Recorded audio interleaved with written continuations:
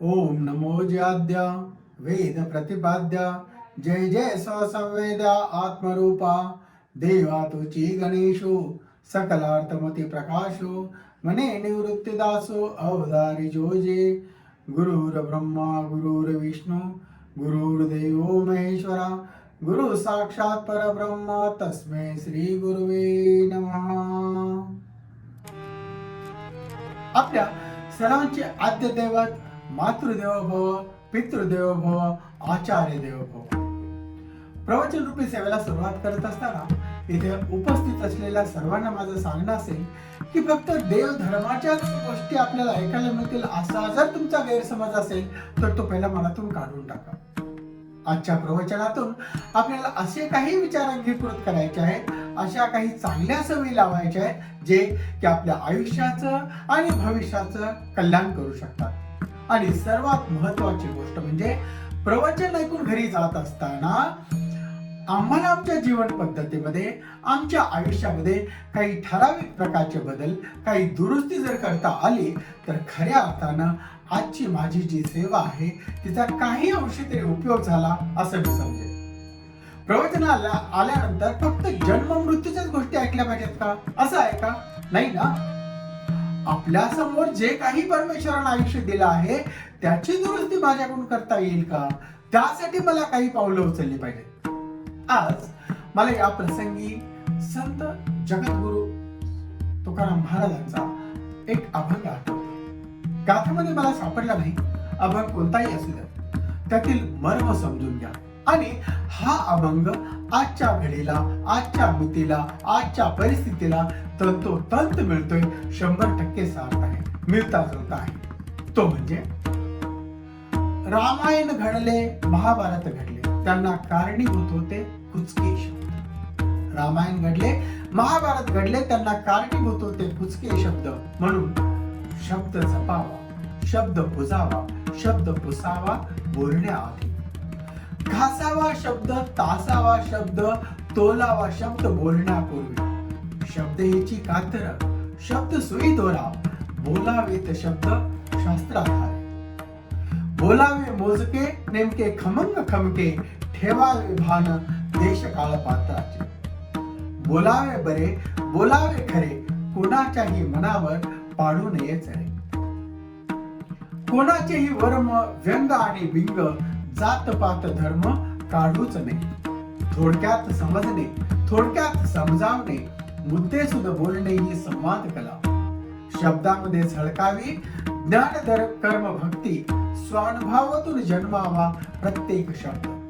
शब्दामुळे दंगल, शब्दामुळे मंगल, शब्दांचे हे जंगल जागृत राहावे. जिभेवरी तावा सर्वा सुखदाता, पाणी वाणी नानी नासू नये.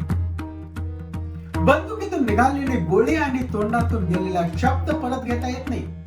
म्हणूनच आजचा हा विषय मी प्रवचनासाठी घेतलेला आहे. शब्द हे जोडण्याचेही काम करतात आणि तोडण्याचेही काम करतात. मला जेव्हा पवार गुरुजींचा फोन आला की महाराज आपल्याला प्रवचन 2 तारखेस करायचं आहे, लिहू का नाव आपलं? मी त्यांना बोललो की अहो ऐकायलाच कोणी नसतं, तरीही अहो ज्यांना ऐकायला येत नाही, जे निर्णय घेऊ शकत नाही, त्यांना ज्यांना जास्त वेळ बसता येत नाही, ज्यांना नीट दिसत नाही, ज्यांना नातवंड सांभाळल्याशिवाय जेवण मिळत नाही, अशी बहुतांश मंडळी इथं आहे. आणि ज्यांनी हे ऐकलं पाहिजे, अंगीकारलं पाहिजे, जे निर्णय घेऊ शकतात, जे बदल घडवू शकतात, ज्यांच्याकडे क्षमता आहे, अशी मंडळी मात्र बाहेर आहे. आणि ही सर्वात मोठी शोकांतिका आहे. म्हणतात ना, पुसणारा कोणी असेल तर डोळे भरून यायला अर्थ आहे. पुसणारा कोणी असेल तर डोळे भरून यायला अर्थ आहे. कुणाचेही डोळे भरणार नसतील तर मरण सुद्धा व्यर्थ आहे. कुणाचेही डोळे भरणार नसतील तर मरण सुद्धा व्यर्थ आहे. जर डोळे पुसणार अर्थात अश्रू पुसणारा कोणी असेल तर त्या रडण्याला अर्थ आहे हो. त्याचप्रमाणे प्रवचनाचंही आहे ना. असो, मी तरी माझं काम करतो, परंपरेप्रमाणे चालू ठेवूया. कधीतरी कोणीतरी नक्कीच यावर विचार करेल याचा मला विश्वास आहे. त्यामुळं आज मी थोडक्यात बोलेन, कारण मी आजचा जो विषय निवडलेला आहे तो विषय फार मोठा आहे. हा विषय समाजाच्या दृष्टीने खूप महत्वाचा आहे.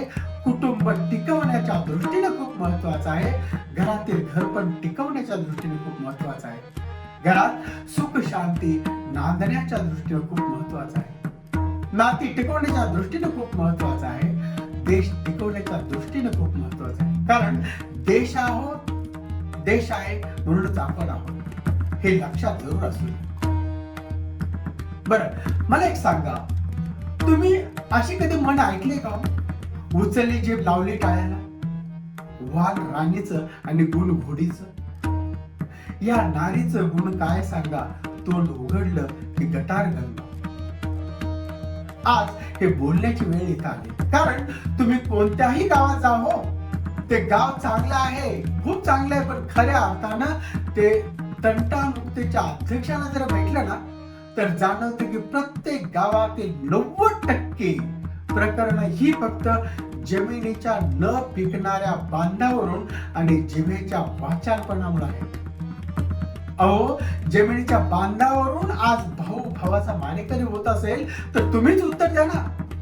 इथं येऊन मग कोणता मोक्ष आणि अध्यात्म सांगायचं? महाराज, हा सगळ्यात मोठा प्रश्न आहे. आणि सगळ्यात वाईट जर कुणाची अवस्था असेल ना, तर ते तंटामुक्ती अध्यक्षाची आहे. ते स्वतःच्या घरी जेवण करतात, अन्न घरचंच आहे, पण दिवसभर दुसऱ्याची भांडणं सोडवता त्यांचे हाल मात्र प्रचंड होत आहेत. थोडासा विचार करा महाराज. प्रभू रामचंद्राच्या जीवनातून आम्ही शिकलो काय? रामायण महाभारत आपण पूर्ण मालिका बघितल्या, बरोबर ना? पण त्यातून शिकवण जी घ्यायला पाहिजे होती ती कोणीच घेतली नाही. हा सगळ्यात मोठा प्रश्न आहे. तुम्ही कसेही असा हो, पण रामायणाचा पूर्वार्ध आणि रामायणाचा उत्तरार्ध एका वाक्यामध्ये ऐका. भाऊ या शब्दाला उलट वाचलं तर होतो उभा. काय होतो? उभा.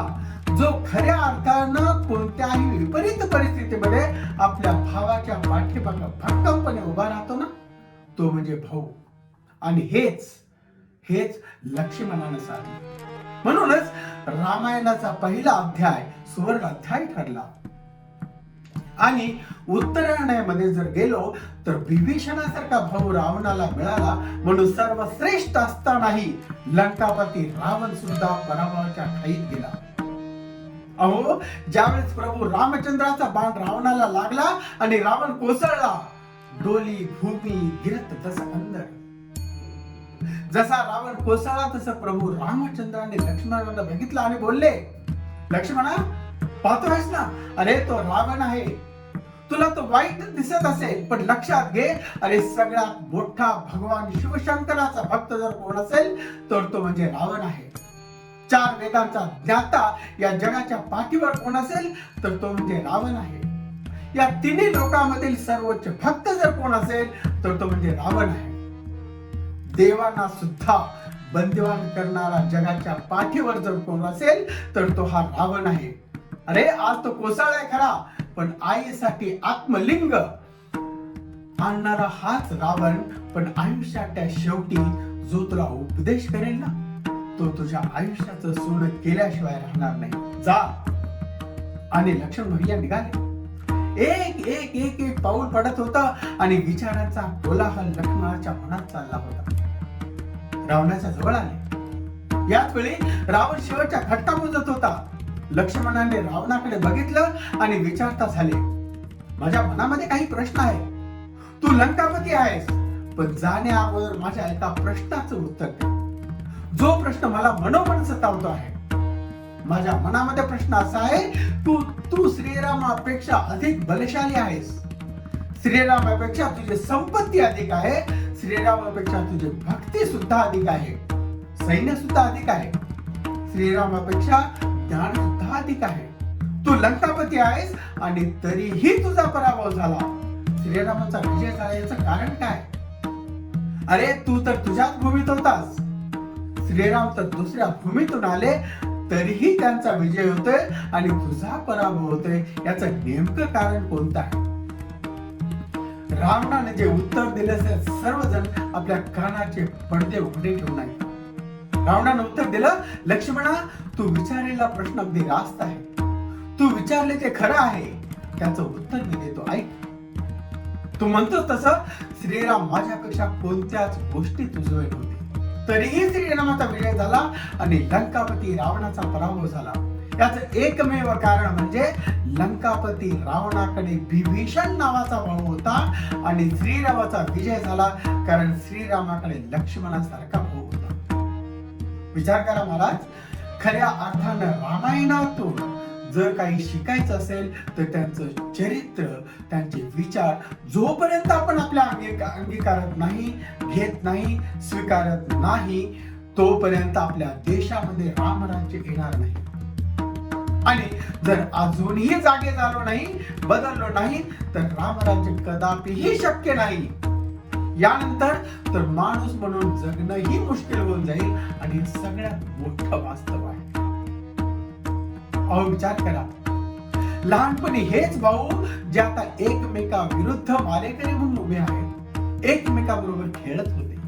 शाळेत निघाले तर दप्तर तुझ्याकडे का माझ्याकडं यावर शाळेत येईपर्यंत भांडत होते, पण शाळेत बसताना मात्र एकमेकांच्या गळ्यात गळे घालून बसत होते. तेच भाऊ संध्याकाळी आईजवळ झोपताना आईचं तोंड तुझ्याकडं की माझ्याकडं यावरून भांडत होते, पण शेवटी मात्र आईच्या कुशीत बिलकुल आनंदाने झोपत होते. तेच भाऊ आज काहीच न पिकणाऱ्या बांधावरून किंवा कुणा तिराहिताच्या सांगण्यावरून किंवा अयोग्य शब्दांच्या वापरामुळं, या जिभेमुळं एकमेकावर कुऱ्हाड घेऊन धावत असतील तर कोणता समाज आणि रामराज्य आपण उभं करतोय याचा विचार करावा लागेल महाराज, याचा विचार करावा लागेल. आणि एक लक्षात घ्या, आजपर्यंत ज्या ज्या घरात भाऊ एकत्र आहेत ना, ती घरं समाजाच्या पाठीवर अग्रभागी आहे, पुढे आहे.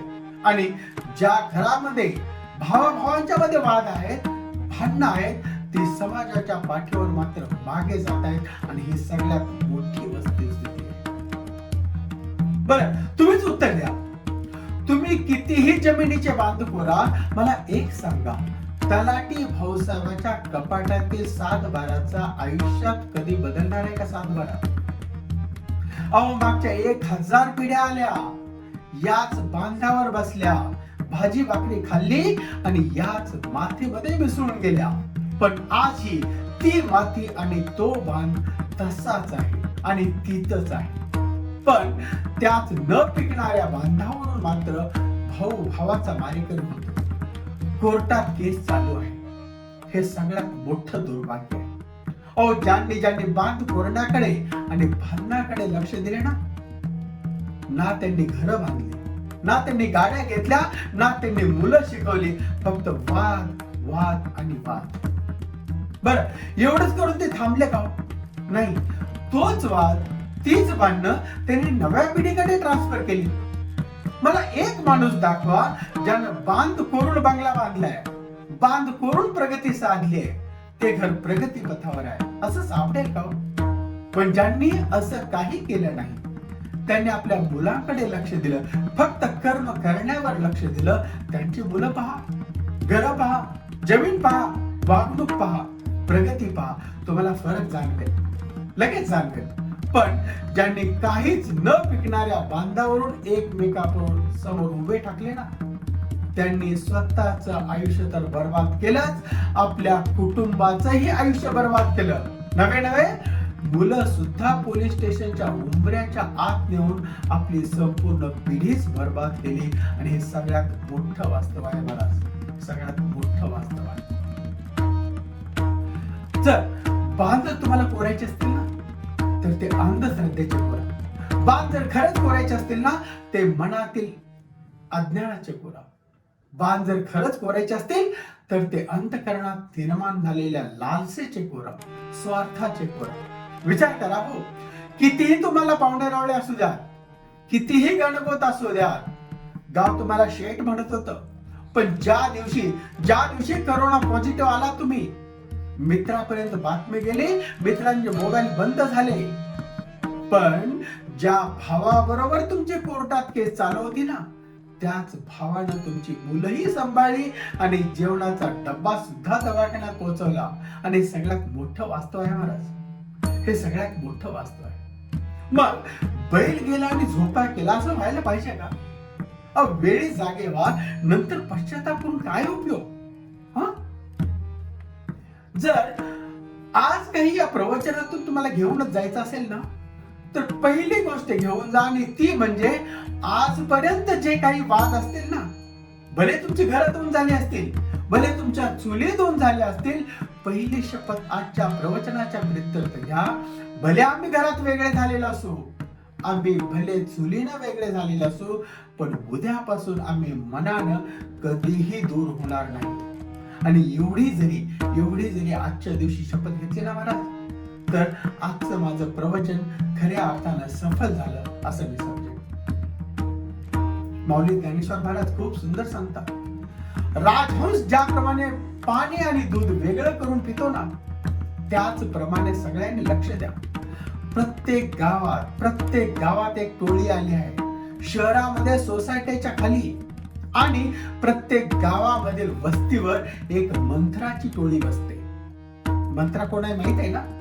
राणी कैकेयीची सलाहकार, राणी कैकेयीची दासी. त्या मंत्राच्या डोक्यात एकच असतं, आज कोणत्या सासू सुनात भांडण लावायचं, आज कोणत्या भाऊजाईमध्ये भांडण लावायचं, आज कोणत्या नणंद भाऊजाईमध्ये भांडण लावायचं. त्याचप्रमाणे प्रत्येक गावात, प्रत्येक वाडीत दुसरी एक टोळी आहे, जी उठल्यानंतर फक्त 10 रुपयाच्या चहामध्ये एकच ठरवते, आज कोणत्या दोन भावामध्ये भांडण लावायचं. आणि ही टोळी म्हणजे गावकी आणि भावकीतली टोळी बघा. ही टोळी लांबची नाहीये. ही गावकी आणि भावकीतली टोळी तुम्हाला भेटेल. तुमच्या भावाबद्दल, तुमच्या भावजाईबद्दल तुमच्या अंतःकरणामध्ये विष पेरेल. पण राजहंसाप्रमाणे आज काय घ्यायचं आणि काय घ्यायचं नाही याचा मात्र नक्कीच विचार करा. कारण उद्या जर तुमच्यावर वेळ आली ना, तर खऱ्या अर्थानं तुमचा लक्ष्मण भैया अर्थात रक्ताचा भाऊ तुमच्यासाठी उभा असेल. हे जीवनात कधीही विसरू नका. अहंकार नका बाळगू. भेटा, बसा, बोला. अरे मेल्यावर रडण्यापेक्षा जिवंतपणे बोला ना. चल नाही चालता हो, इथं थांबू नकोस, अशी भाषा वापरायची का? दारात पाय नको ठेवू, तोंड नाही पाहणार, मैतीला पण येणार नाही. खरं सांगा, असं वागून कोण सुखी होणार हो? अहो, आयुष्य खूप छोटं आहे, सुंदरी आहे, सगळ्यात महत्वाचं एकदाच आहे. अरे माणूस म्हणून जन्माला आलाय ना, नीट माणसासारखं वागवे की. कित्येक वेळेला आपला जवळचा माणूस इतकं वेगळं वागतो की आपल्या पायाखालची जमीन हादरते. पण जो असं करेल तोच भरेल.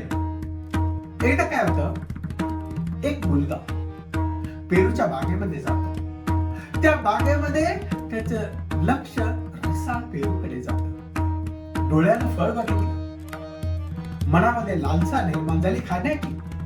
आता डोळे तर फळ तोडण्यासाठी जाऊ शकत नाही.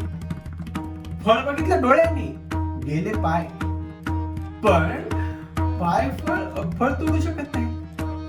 फळ तोडलं हाताला. ज्यानं पाहिलं तो गेला नाही, जो गेला त्यानं तोडलं नाही, आणि ज्यानं तोडलं त्याने खाल्लं नाही. ज्यानं खाल्लं त्याने ठेवलं नाही, ते गेलं पोटात. आणि थोड्या वेळानं जेव्हा बागेतल्या माळ्यानं बघितलं, त्यावेळी तो माळी धावत आला आणि पाठीवर थप्प दिशे धपाटा घातला. आणि धपाटा पडल्याबरोबर पाठ बोलली, माझं काय चुकलं. पण जेव्हा धपाटा पडला पाठीवर, त्यावेळी पाणी आलं डोळ्यातून. फळ त्यानंच पाहिलं. तर महाराज, सांगायचा उद्देश हाच की कर्माची फळं ही भोगावीच लागते, आणि ती सुद्धा चक्रवाढ व्याजासहित. याची देही याची डोळा. त्यासाठी विचार चांगले ठेवा. तुम्ही वाईट करायची गरज नाही हो. मनात जरी विचार आला ना वाईट, तरीही त्याचं फळ भोगावंच लागेल. एक आठवण सांगतो तुम्हाला. मी फौजी आहे. ज्यावेळी मी सुट्टीवर जायचो ना, काल 35-40 वर्षापूर्वीचा बरं का, खूप सुंदर काळ होता. लोक, मित्रमंडळी, शेजारी पाजारी भेटायचे. कोण विचारायचं, शिवाजी कधी आलास, किती दिवस सुट्टी आहे. बरं वाटायचं. छान गप्पा गोष्टी व्हायच्या. आपुलकी होती, जिव्हाळा होता. एसटी स्टँडवर जाणारा मी एकटाच, पण पूर्ण एसटी भरेल एवढी मंडळी पोहोचवायला असायची. अनुभवलंय का तुम्ही? पण एखादं दुसरं असंही असायचं, ते काहीच बोलायचं नाही, विचारायचं नाही. मग आपण बोललो ना की काय, कसं काय, काय चाललंय, तर तो उत्तर कसं द्यायचं माहित आहे? मला का धाड भरली हाय की अजून? आता तुम्हीच सांगा. तोंड तेच, पण बोलण्यामुळं मनाला किती सारे पडतात. अहो, राम्या म्हणून हाक मारायलाही तोंड उघडावंच लागतं आणि राम म्हणायलाही तोंड उघडायचं. आता तोंड कसं आणि काय बोलण्यासाठी उघडायचं हे आपणच ठरवायचं. बोलावे बरे, बोलावे खरे, कोणाच्याही मनावर पाडू नये चरे. आजकाल मी पाहतोय की मनुष्य हा प्रत्येक गोष्टीत तक्रार करतोय. Always complaining. तू असंच का केलं, तू तसंच का केलं, बापानं माझ्यासाठी काहीच केलं नाही, आमच्यासाठी काहीच ठेवलं नाही, भाजीत मीठच जास्त झाले, मुलाकडे तुझं लक्षच नाहीये, त्याचा लाडच जास्त करतेस, अजून जेवणच तयार नाही, किती वेळ झाला, सांगितलेलं काम अजून झालंच नाही. एक ना हजार तक्रारी. विचार करा, प्रत्येकाला मन आहे, भावना आहे. त्या एकदा का दुखावल्या की परत नाही करूच नाही. जखम झालेली भरून येऊ शकते, पण मन दुखावलं की त्या कशानच भरून येत नाही. नंतर पश्चाताप करून काय उपयोग? आजकाल तर दोघेही नोकरी करतायत, नवरा आणि बायको. त्यांची तर तारेवरची कसरत आहे, मुख्यतः मुलीची. कारण त्यांना नोकरी पण पाहायची आणि घरातील संसार पण पाहायचा आहे. यासाठी बोलण्यापूर्वी विचार करून बोला. आपण बोलतो की ती स्पष्ट वक्ती आहे किंवा तो स्पष्ट वक्ता आहे, पण बोलण्याची पद्धत असते हो. दुसऱ्याला दुखवायला असं का बोलावं? एक लक्षात घ्या, ज्यावेळी तुम्ही वाईट, अभद्र बोलता ना, कुचकं बोलता, घालून पडून बोलता, त्यावेळी स्वतःच्या मनावर आणि शरीरावर त्याचा दुष्परिणाम पुढच्याच्या पेक्षा जास्त होतोय. लक्षात असू द्या. प्रयत्न करा कंप्लेंट फ्री लाईफ जगण्याचा. सुरुवात करा. 1 महिना मी कसलीच तक्रार करणार नाही, आणि मग पहा तुम्हाला तुमच्यात आमूलाग्र बदल झालेला असेल. माझं तर मत असं आहे की तुम्हाला जी गोष्ट करता येत नसेल, तुम्हाला तक्रार करण्याचा अधिकार नाही. पहा ना, एखादा डॉक्टर ढेरे आहे आणि तो सांगतोय की वजन नियंत्रित कसं ठेवायचं, शरीर स्वस्थ कसं ठेवायचं, ते चालेल का? नाही ना. या जगात कोणीही परफेक्ट नाही, फक्त परमेश्वर सोडून. मग का सारखी तक्रार करायची, का सारखं टोमणे मारायची? कोणाचेही वर्म, व्यंग आणि बिंग, जातपात धर्म काढूच नये. जिभेवरी ताबा सर्वा सुखदाता, पाणी वाणी नानी नासू नये. आणि जिभेवर ताबा नसल्याच्या सध्याच्या काळातला, या कलियुगातला अजून एक सर्वात मोठा दुष्परिणाम सांगू. आजकाल इतके घटस्फोट होत आहेत ना, कारण पाहाल तर एकदम क्षुल्लक. काय सांगायचं, एक साधी घटस्फोटाची केस माझ्या वाचनात आली. ती अशी: संध्याकाळी नवरा 6:30 वाजता ऑफिस मधून घरी आला. सोसायटीमध्ये लिफ्ट बंद होती. तो 7 जिने चढून वर आला. खूप दमलेला होता. बायकोनं दार उघडलं. नवरा दरवाजात उभा आहे. तो 10 तासांनी आलाय. त्याला बसू दे, बूट काढू दे, पाणी दे आणि पुढचं बोल. पण नाही. ती बोलली, विजय, आजकाल नवऱ्याला नावानं हाक मारली जाते बरं का. बूट काढू नको का? तर ती बोलली, खाली जा आणि ब्रेड घेऊन ये, मला सँडविच करायचं. तो म्हणाला, अगं मी आज इतका दमलोय, आज मला खाली जायला लावू नको. आजचे दिवस तू पोहे कर, उद्या सँडविच कर, उद्या ऑफिस मधून येताना मी घेऊन ये. विषय मिटायला पाहिजे होता ना. पोहे करायचे आणि खायचे. ती बोलली, नाही, मला आज इच्छा झाली सँडविच खायची, तू ब्रेड आणच. तो बोला, मी जाणार नाही, मी दमलेला आहे. बस लगेच बडबड सुरू झाली. या घरात माझ्या मनासारखं काही होतच नाही. काय मागितलं तर मला मिळतच नाही. साधा ब्रेड मागितला तर याची कटकट चालू. माझं नशीबच फुटकं. अरे, एक ब्रेड आणि नशीब फुटकं. मग कपाटातल्या 100 साड्याचं काय करायचं? शेवटी तो बोलला, अरे बडबड नको करू बाई, मी जातो. बालहट्ट आणि स्त्रीहट्ट याच्या पुढे नाही चालत कोणाचं. बालहट्ट परवडला, पण स्त्रीहट्ट आणि आजकाल तर नाहीच हो.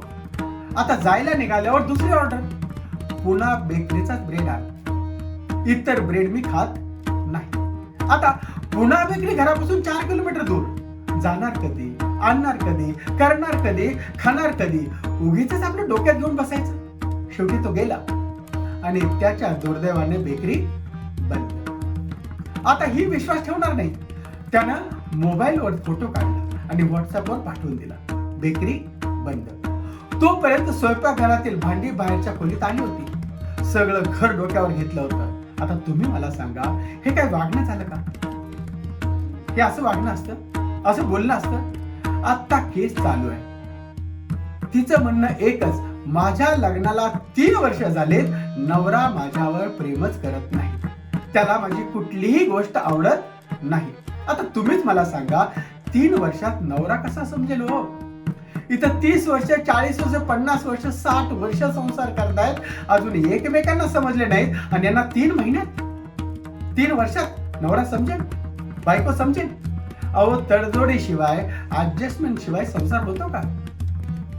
आणि आजकाल तडजोड आणि ऍडजस्टमेंट महाग झाले.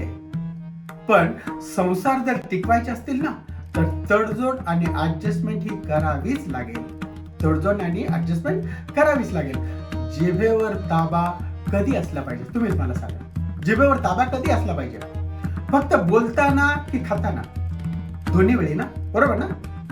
जर बोलताना ठेवला तर सुखी राहाल, आनंदी राहाल, आणि जेवताना ठेवला तर निरोगी, स्वस्थ आणि दीर्घायुष्य व्हाल. पाणी, वाणी, नाणी यांचा अपव्यय टाळा. ही गोष्ट खूपच महत्वाची आहे. पाणी आणि नाणी, पाणी आणि वाणी या दोन्हीत तुमची सावली दिसते. स्वच्छ पाण्यामध्ये चित्र आणि सभ्य वाणीमध्ये अर्थात गोड बोलीमध्ये तुमचं चरित्र दिसून येतं. आता पाण्याबद्दल आपल्या गावात बोललं पाहिजे का? गावाबद्दल 500 फूट बोर घेतली तरीही पाणी लागत नाही. वाणी स्वच्छ ठेवा, बोलणं सभ्य ठेवा, आणि नाणी अर्थात पैसा जपून वापरा. आपल्या म्हातारपणासाठी आपणच तयारी करून ठेवा, कोणीही कोणाचं नाही. आपली तयारी आपणच करायची आहे. अहो, मी माझ्या LICच्या व्यवसायाच्या निमित्तानं खूप घरी भेटी देतो. आजच्या कलियुगात म्हातारपण खूप अवघड आहे. आगतिक जीवन नका जगू, स्वतःसाठी जगा. माझं करत बसू नका. आपल्या पेन्शनची तयारी करा. प्रत्येक गोष्टीसाठी पैसा लागतो, प्रत्येक गोष्टीसाठी पैसा लागतो. पैशासाठी मुलांकडे हात पसरण्याची वेळ नका येऊ देऊ. तुमच्याकडे पैसा असेल तर म्हातारपण सुपर आहे, चांगलं आहे. स्वावलंबी जीवन जगा. बघा, 100 रुपये कुटुंबासाठी खर्च करता की नाही? 90 रुपये करा. कमीत कमी 10 रुपये म्हातारपणासाठी बचत करा. पण याची सुरुवात कधी झाली पाहिजे? तरुण वयातच, म्हातारपणी नव्हे. जर म्हातारपणी सुरुवात करायची असेल ना, तर आपल्याकडे एक रकमी गुंतवणुकीच्या सहाय्याने आपण पेन्शनची तजवीज करू शकतो. पण पैसे एकदम आणणार कुठून? बचत ही करावीच लागेल.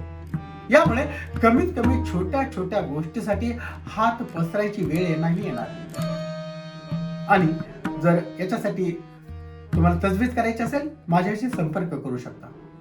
माझी परमपिता परमेश्वराकडे एकच प्रार्थना असेल, ती ही की आपल्याकडून घरातील वडीलधाऱ्या माणसांची, आई वडिलांची, समाजाची, गावाची, संतांची, देशाची सेवा करा. दानधर्म करा. जेवढं दान द्याल त्यापेक्षा कितीतरी पटीनं त्याची परतफेड मिळेल.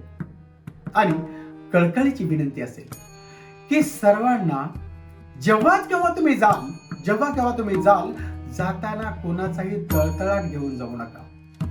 आता तरी पुढे हाची उपदेश नका करू नाश आयुष्याचा. वाणी शुद्ध ठेवा. तक्रार करणं सोडा, भांडणं सोडा, कोर्ट कचेरी बंद करा. तडजोड करायला शिका. ऍडजस्टमेंट करावीच लागणार आहे हो. आता तरी जागे व्हा आणि असं काम करा की आपला हा जन्म मरणाचा फेरा बंद व्हावा. आजची प्रवचन रूपी सेवा करण्याची संधी आपण मला दिली, त्याबद्दल मी पारायण मंडळ, यात्रा कमिटी, सर्व ग्रामस्थ आणि जो काही श्रोता वर्ग लाभला, सर्वांचे मनपूर्वक आभार. ज्ञानेश्वर माऊली ज्ञानराज माऊली तुकार, ज्ञानेश्वर माऊली ज्ञानराज माऊली तुकाराम. आता विश्वात्मके देवे येणे वाग्यज्ञ तोषावे, तोषो निमज द्यावे पसाय दान हे. जे खळांचे व्यंकटे सांडो तया सत्कर्मरती वाढो, भूता परस्परे जडो मैत्र जीवांचे. दुरितांचे तिमिर जावो विश्व सधर्म सूर्य पाहो, जो जे वांचिल तो ते लाहो प्राणिजात. वर्षत सकळ मंगळे ईश्वर निष्ठांची मांदियाळी, अनवरत भूमंडळे भेटतो भूता. चला कल्पतरुचे आरव चेतना चिंतामणीचे गाव, बोलते जे अर्णव पियुषांचे. चंद्रमे जे अलांछन मार्तंड जे तापहीन, ते सर्वाई सदा सज्जन स्वैरे होतु. किंबहुना सर्व सुखी पूर्ण होनी तेही लोकी, भज जो आदि पुरुषे अखंडित आणि ग्रंथोपजीविये. विशेषी लोकीये दृष्टादृष्ट विजय हो आवेजे. हे तमने श्री विश्वेश्वरा हो, हा होईल दान कसाओ. येणेवरे ज्ञानदेव सुखिया झाला, येणेवरे ज्ञानदेव सुखिया झाला, येणेवरे ज्ञानदेव सुखिया झाला. कुंडली देवा विठ्ठल श्री ज्ञानदेव तुकाराम. पंढरीनाथ महाराज की जय. माऊली ज्ञानेश्वर महाराज की जय. श्री जगद्गुरु तुकाराम महाराज की जय.